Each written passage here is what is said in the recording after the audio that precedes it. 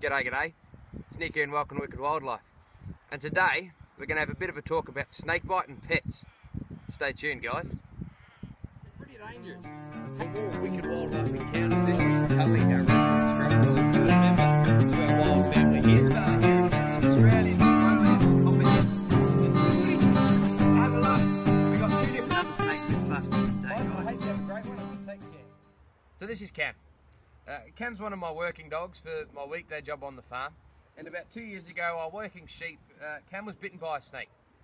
Now in her case, she wasn't provoking a snake or trying to attack one. It was an accident where she was working in pretty thick bush, and she obviously stepped on the poor bloke and he turned around and bit her. Now, some of the signs and symptoms that told us she was bitten and that you should watch out for with your pets at home is straight away she started to lose some strength in her back legs. Within about 5 minutes she couldn't lift herself up. She's breathing rapidly, had pale gums. Other snake bites, dogs can start bleeding from old wounds, they have dilated pupils, they can vomit, all sorts of things that could indicate it, which depend on the bite, depend on the species. There's a wide range of factors. On top of this, she actually had a sort of a false recovery, which is apparently pretty common with dogs. Once we got into the vet, while we were still trying to figure out that it was a snake, she started to come good. Now, it's really important if this happens at home not to think everything's okay, let's not worry. Because the reason we call this a false recovery, often their body picks up in an attempt to fight off the venom and only to crash again. And you'd hate to have put off medical attention because you think she's getting better. The other thing is cats in particular are strange. Often they won't show symptoms for up to 24 hours later. So your cat could be sick inside and you think he hasn't been out since this morning. It doesn't eliminate the possibility of a snake bite. So a couple of the signs and symptoms to watch out for, guys. So one treatment you'll often hear from particularly country people is that vitamin C will treat a snake bite in cats and dogs and horses and the like.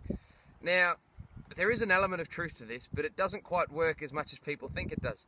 You see, what vitamin C does is it actually reduces the breakdown of muscle tissues and blood cells, which, if that wasn't treated, that's what concentrates in the kidneys and causes the permanent, the ongoing damage that an animal will sometimes have from a snake bite. What it doesn't do is neutralize the actual toxins. So, of course, people will come and they'll say, oh, well, I treated my dog with vitamin C and it survived. We know from studies that 1/3 of dogs will survive snake bites, or 1/3 of cases, the dogs survive snake bite without antivenin. And about 2/3 of cases, cats survive without antivenin. So, if my dog's bitten, I jab it with vitamin C, the dog survives, well, it's pretty easy to say, oh, it's because of the vitamin C. What the vitamin C will do is reduce the ongoing impacts, and it won't actually save the dog if the venom is already going to be a fatal bite. You need antivenin to do that, and that can only be done by a vet. So yes, it's useful to bear in mind. You can suggest it to your vet, but antivenin is still the way to go, guys.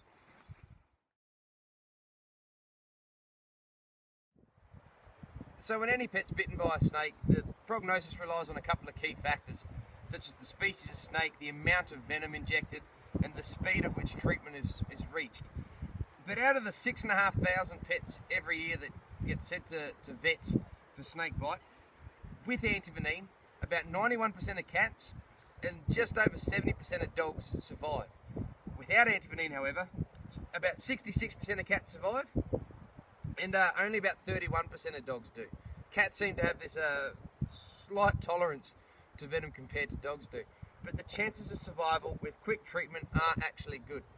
Recovery can take a couple of weeks. When Cam here was bitten, within sort of 2 weeks she was back to her normal self. Her being a working dog, however, we found it took about a year before she recovered the level of fitness that she used to have. She'd just get tired a little bit quicker and things like that, which for a pet you probably wouldn't even notice. So with quick treatment, prognosis seems good.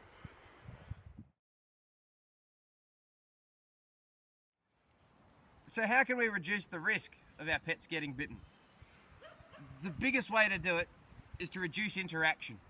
You see, almost all snake bites that happen to pets are the pet's fault. It's not necessarily that the pet's mean. Dogs and cats just can't help themselves. They see something new, they go and they stick their nose in it, whether they're attacking it or just having a look. The poor snake looks at it and thinks, I'm going to get eaten, and he defends himself accordingly.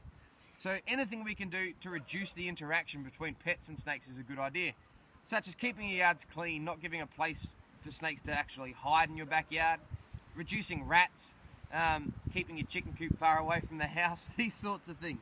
Keeping the snakes and the pets far away from each other. The other big thing is having a good command on your dogs. A good recall. If they do see something, they start sticking their nose under somewhere, you can call them off and they're going to come and listen to you when you ask them to. Because the last thing you want is a dog that finds a snake, doesn't come back when he's called, and then ends up getting bitten. So having good obedience on your dogs is the other thing. On top of this, when you're out and about in parks or going bushwalking, things like this, I know it's hard, but try and avoid letting your dogs stick their heads in holes and you know, rummage under rocks and logs and things, because if one day it's going to have a snake under it. It's going to happen. So all of these things essentially bake down to one big thing, and like I said, it's just reducing the interaction with snakes and pets. I love snakes, but I adore my pets, and I'm lucky that Cam here survived one snake bite in her lifetime, and we don't intend on going through that again. Now, as always guys, please, if you do like the video, subscribe to our YouTube channel. Leave a comment down below if you've had any experiences with snake bite and your pets at home. On top of that, check out our Facebook page, Wicked Wildlife. And as always guys, I hope you have a good one and take care.